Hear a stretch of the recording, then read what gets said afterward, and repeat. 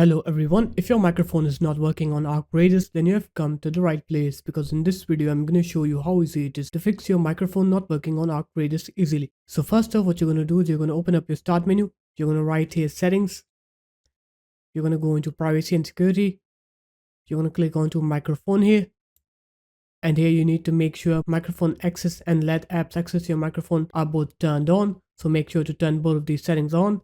And after that, what you're going to do is you're going to close this up. You're going to open up the start menu again. You're going to write here control panel. You're going to go into hardware and sound. You're going to click onto sound. And here you're going to go into recording. You're going to make sure that the microphone you're using is set to default. So I'm using this one, SteelSeries Sonar microphone. Just right click on it and make sure that it is set to default device and default communication device. So if you right click on your mic and it will show you set it as default. I can't see it because I already have it set as default.